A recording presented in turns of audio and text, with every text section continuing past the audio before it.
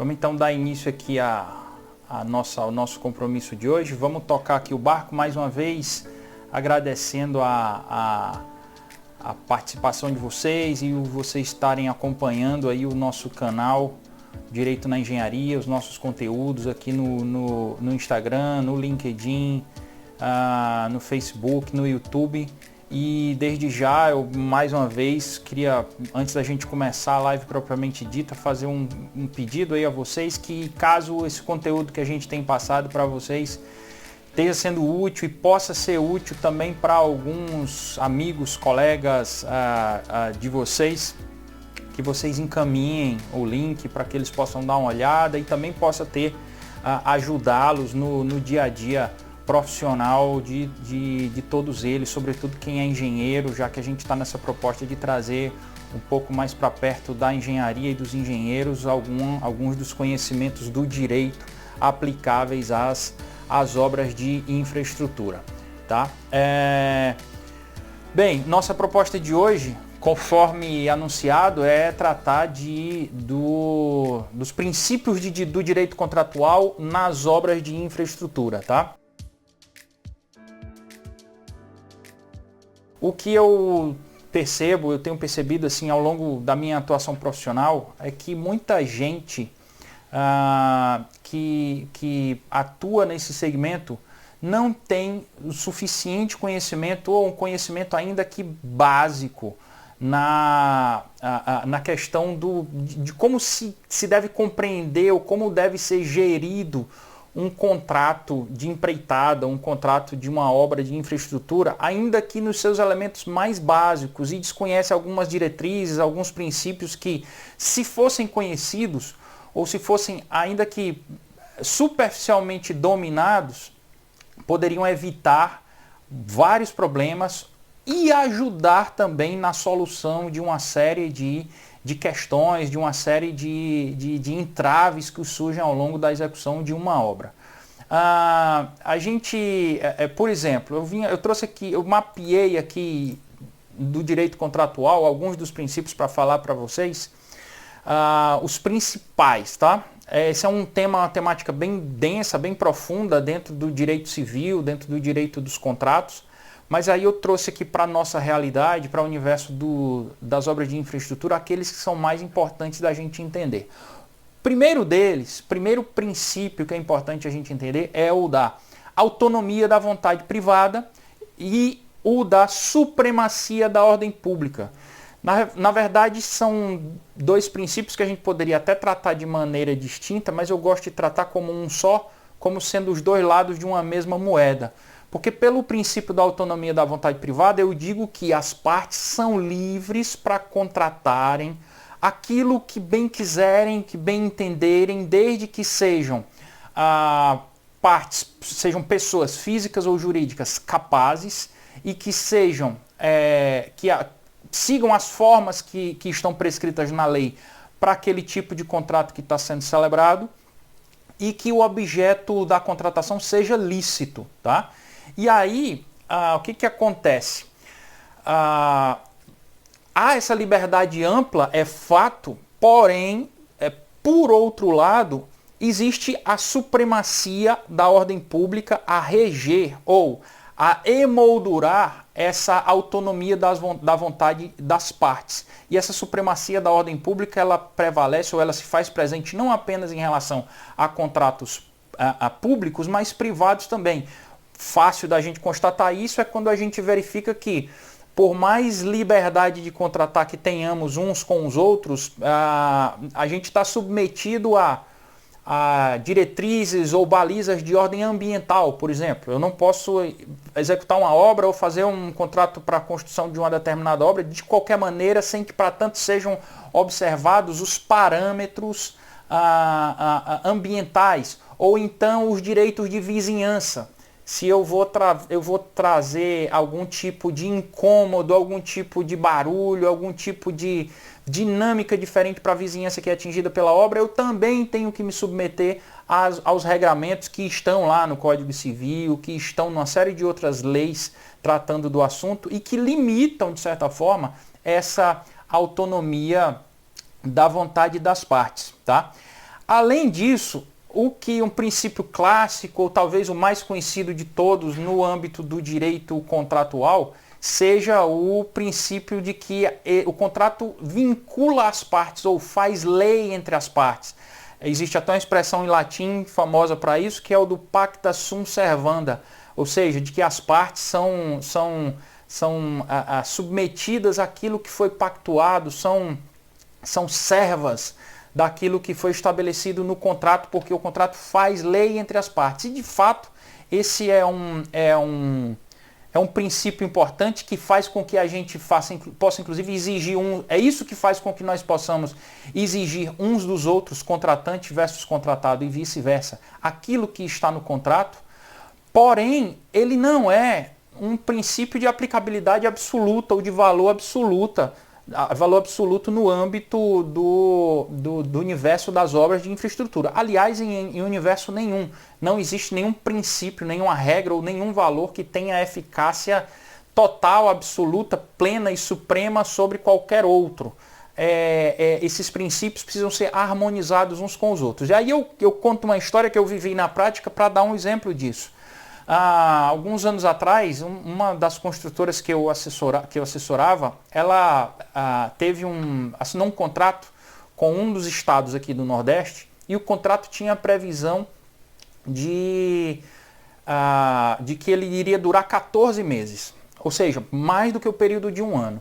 E no contrato estava previsto que ele não teria reajuste, mesmo sendo superior a 14 meses e mesmo para aqueles serviços que viessem a ser prestados após o 12º mês.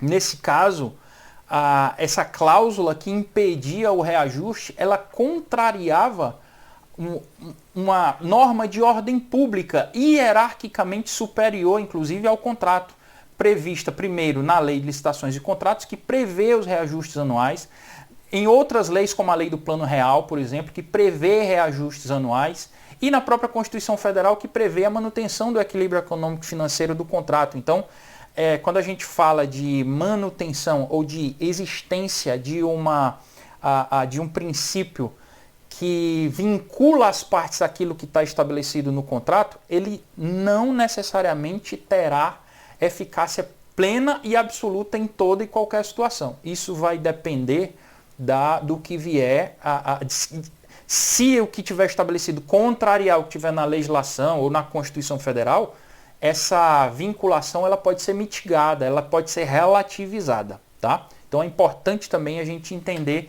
isso, essa possibilidade ao longo dessa dinâmica contratual e do direito dos contratos. Outro princípio importantíssimo de ser entendido é o princípio da boa-fé objetiva. É um princípio a respeito do qual se fala muito. Existem hoje inúmeras normas no direito contratual, no direito em geral, falando em boa-fé, exigindo que as partes preservem e ajam com boa-fé umas com as outras, independentemente de uma relação contratual até. E fala em boa-fé objetiva. O que significa isso, esse objetiva?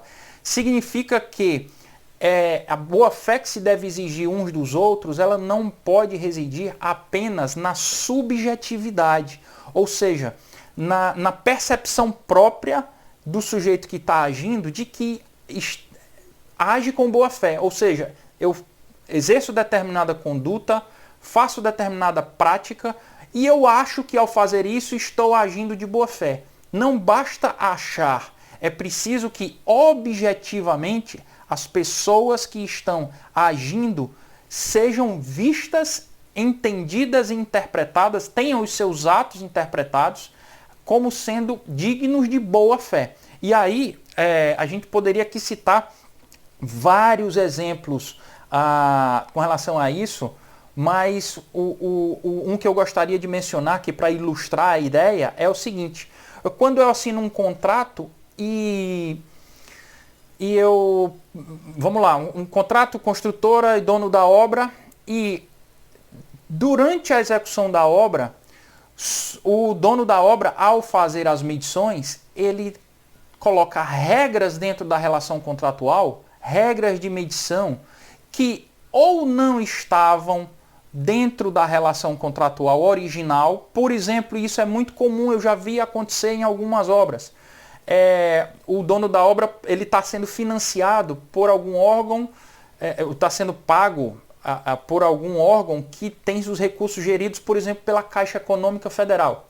E a Caixa Econômica Federal tem uma série de regras tratando do assunto processamento de medições. Como é que deve ser feita uma medição, de que forma, em que amplitude, quando é que eu posso considerar um serviço concluído ou não, etc. Um regulamento, não raro, muito detalhado. E muitas vezes esses regulamentos não constam dos contratos. E aí a construtora ou o prestador de serviço assina o contrato, começa a executar a obra, e aí no segundo, terceiro mês, quando vai meter uma medição no cliente, ele é surpreendido com a informação de que a medição ela está sendo glosada em X%, às vezes 10%, 20% do valor do mês, porque não atende, ou a medição não atende o critério utilizado pela Caixa Econômica Federal, que é a gestora do recurso financeiro. E aí o contratado tem uma quebra no seu fluxo de caixa em razão disso. Mas essa regra não estava em lugar nenhum. Ela não estava no contrato, em nenhum dos anexos do contrato, não foi objeto de nenhuma pactuação específica entre as partes, que constasse da proposta comercial ou coisa do tipo. E aí o contratado, no momento em que aceitou a proposta e deu início ao contrato, ele não precificou ou não considerou na sua proposta comercial esse risco de ter as suas medições glosadas em função de ter que obedecer eventualmente obedecer regras de um órgão como a Caixa Econômica Federal, ou então regramentos internos do órgão contratante que não foram levados ao conhecimento do contratado. Isso por si só fere a boa-fé objetiva, porque no momento que você não passa para o outro lado ou não usa da transparência para deixar claro para o outro lado o nível de exigência que se quer, que se vai exigir ao longo que se vai demandar do contratado ao longo da execução e da elaboração das medições, então isso fere a boa-fé objetiva, porque um dos lados está sendo pego de surpresa ao ser vitimado, digamos assim, ou ao ser surpreendido com esse tipo de situação, tá? Então, princípio da boa-fé objetiva. Seguinte, o princípio que estabelece o dever de mitigar e diminuir os danos sofridos pela outra parte. Aí, para exemplificar o que esse princípio quer dizer, eu conto uma historinha que eu vivi de perto. Uns anos atrás, eu assessorava uma construtora que estava fazendo uma barragem. E em função de uma série de discussões contratuais que não vem aqui ao caso de ser explicadas ou detalhadas agora, o contrato foi suspenso unilateralmente. A construtora mandou uma carta para o cliente, para o dono da obra, dizendo: olha, você não cumpriu o nosso combinado, não cumpriu o acordado, portanto eu estou suspendendo o contrato, estou saindo da obra, vamos levar isso para uma arbitragem, vamos levar isso para uma discussão judicial, o que seja, mas eu estou parando. Tá?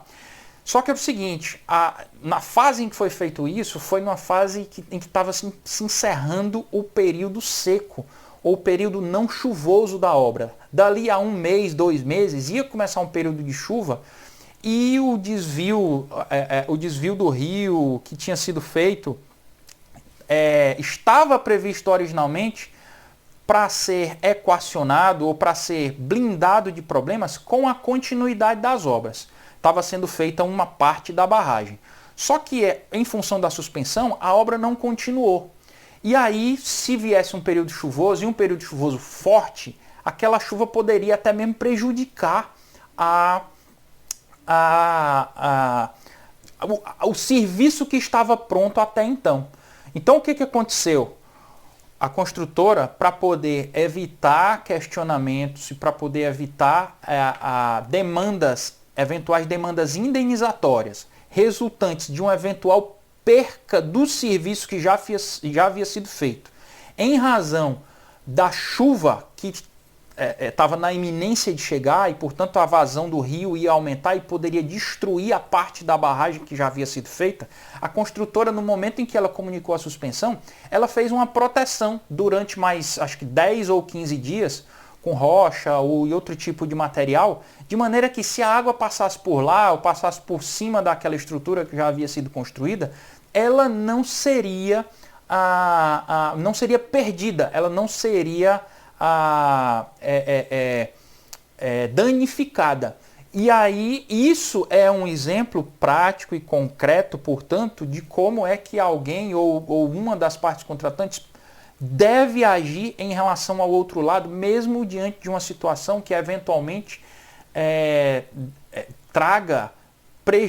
possa lhe trazer prejuízos, que é a postura de evitar que o outro lado sofra prejuízos, danos maiores do que aqueles que ele já está sofrendo em função das circunstâncias contratuais que estão sendo enfrentadas, tá? Portanto, o dever de mitigação e diminuição dos danos e do prejuízo da outra parte. Prosseguindo, princípio importante do direito civil e do direito contratual que pouca gente conhece, mas e que ajuda a resolver muito problema é o princípio do adimplemento substancial, que diz o seguinte: eu posso ter uma obrigação contratual com um determinado, por exemplo, um determinado dono de uma obra e em função de uma série de circunstâncias, dificuldade financeira ou alegação de descumprimento contratual de parte a parte, de lado a lado, uma das partes sair do contrato, suspender o contrato ou até mesmo rescindir o contrato. Se a gente tem, portanto, a possibilidade de fazer essa rescisão ou essa saída do contrato em uma situação em que o objeto contratual já esteja substancialmente executado, substancialmente cumprido, a minha situação enquanto executor do contrato, ela fica mais confortável, ela me dá a possibilidade de que eu possa, por exemplo, alegar que agi de boa fé objetiva, no cumprimento das minhas obrigações, e isso faça com que eu tenha argumentos até mesmo para evitar a aplicação de multas ou outros tipos de penalidade em função do alegado descumprimento contratual. É dizer, por exemplo, se você está executando está trabalhando numa construtora que está executando um parque eólico e esse parque eólico está próximo de ficar pronto. Se eu estou chegando próximo dessa data de conclusão do parque, mas eu não tenho 100% do contrato concluído, executado, eu posso, em função das circunstâncias, alegar que eu deixei aquilo que era substancialmente necessário para que o parque eólico gerasse energia, estava pronto, e, portanto, os prejuízos decorrentes de um eventual atraso na conclusão do empreendimento não serão mais sofridos, e aquelas outras coisas acessórias, digamos, conclusão de estradas de acesso, ou acabamentos, ou conclusão de escritório de apoio, ou coisa do tipo, que não são estruturas essenciais, ou que não sejam estruturas essenciais para o funcionamento do parque eólico e para a geração de energia, portanto, não acarretarão a perda de receita do dono do empreendimento, do dono do parque eólico. Isso fará com que a situação do sujeito que descumpriu o contrato fique mais confortável e ele possa alegar, até como argumento de defesa, seja numa discussão negocial, administrativa ou mesmo judicial ou arbitral, o fato de que ele cumpriu substancialmente a sua obrigação. Ele pode não ter cumprido tudo e ele não nega isso, porém substancialmente ele cumpriu aquilo que precisava ser atendido, aquilo que precisava ser entregue para o outro lado, tá? É importante saber disso. Então, assim, se você está numa obra que vai precisar passar por algum tipo de problema, paralisação, rescisão e tudo mais, o mais possível que você puder deixar aquelas estruturas que você está construindo operacionalmente funcionais, ou seja, utilizáveis para a sua finalidade última, tanto será melhor. Isso será melhor para o contexto geral da análise da boa-fé e obrigações mútuas entre as partes. Prosseguindo, nós temos o princípio que proíbe as condutas contraditórias, ou proibição de condutas contraditórias, ou no direito, ou no juridiquês, existe uma expressãozinha para isso, que é o venire contra factum proprium. Ou seja, você não pode agir, nenhuma das partes contratantes pode agir em contradição com aquilo que fez ou com aquilo que faz. E para exemplificar isso no nosso contexto aqui das obras de infraestrutura, eu conto uma pequena história vivenciada agora há poucas semanas. Uma pessoa me procurou, dono de uma construtora, que estava fazendo serviços de conserva numa rodovia, e ele disse o seguinte, que era responsável por fazer esses serviços e já vinha há mais de um ano fazendo essas conservas e fazendo esses reparos na rodovia, e as medições sendo feitas e pagas mensalmente, sem nenhum problema, sem nenhum questionamento. A fiscalização e a supervisão do contrato verificavam em campo aquilo que estava sendo executado. E aí, o que acontece?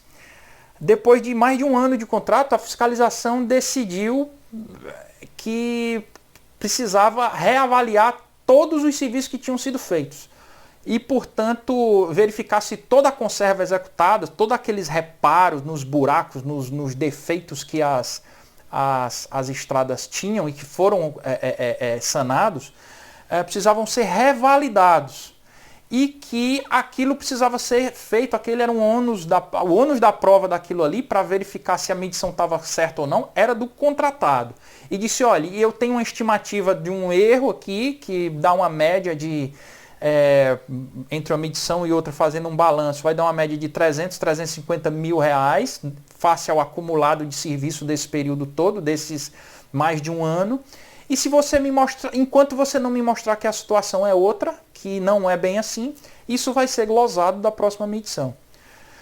Ora, veja só, o sujeito que faz durante mais de um ano um processo de medição, acompanhado de uma supervisão, assinando as medições junto com a parte contratada, contratante, contratado, representante dos dois lados, mais a supervisora da obra, atestam que aquilo que está sendo medido de fato foi executado. Vem de uma hora para outra, de um instante para outro, dizer que aquilo está errado e precisa ser revisado, primeiro, depõe contra a própria fiscalização, que está dizendo que fez um serviço errado, fez um serviço mal feito. E segundo, quer imputar um ônus de revisão em cima de uma conduta que nunca foi aquela durante o contrato, que vai trazer um ônus e um prejuízo para o contratado, atribuindo inclusive para ele o ônus de provar, o dever de provar que aquilo de fato está sendo feito de maneira correta, ou que as medições feitas durante os últimos 12 meses foram feitas todas de maneira correta, acarretando assim um prejuízo enorme dentro do fluxo de caixa e da programação financeira que havia sido firmada. E pior do que isso, a gente usa isso aqui, conta essa história para ilustrar essa questão da proibição do comportamento contraditório, né? É uma conduta que se contradiz com aquilo que foi feito pela própria fiscalização ao longo de meses. E isso é juridicamente proibido, isso não pode ser feito. Mas foi feito, é feito. Pode ser que isso não se solucione de uma maneira tão rápida, apenas com base nesse argumento. Mas o prejuízo daí decorrente, o desequilíbrio daí decorrente, inclusive o ônus financeiro em função de ter devolvido recursos e o custo financeiro disso, que feriu o seu fluxo de caixa, pode ser objeto de uma reparação junto ao cliente, num momento imediatamente seguinte ou no momento posterior, seja administrativamente ou seja na esfera judicial. Tá? Temos ainda o princípio da proporcionalidade das prestações e do equilíbrio econômico-financeiro contratual. Isso é um princípio que perpassa, na realidade, todo o direito contratual, público e privado, e que estabelece o seguinte, que deve haver a proporcionalidade entre aquilo que é exigido de um lado pelo contratante e aquilo que é entregue pelo outro lado pelo contratado. Ou seja, a remuneração tem que ser proporcional e justa, considerando o que foi efetivamente pactuado dentro do contrato, diante dos riscos que foram assumidos diante do contrato e, por consequência, esse equilíbrio possa ser mantido. De forma que, se esse equilíbrio de forças entre o que é feito e o que é pago for desfeito, for desbalanceado ao longo da execução contratual, esse desequilíbrio fará com que possa surgir o direito a um eventual reequilíbrio econômico-financeiro do contrato. Uma vez que tenham sido modificadas as premissas da contratação e aquele risco pertença a um dos lados dessa contratação, aquela parte pode vir a ser chamada a fazer uma alteração contratual, uma revisão do contrato a fim de que as prestações de parte a parte sejam reequilibradas.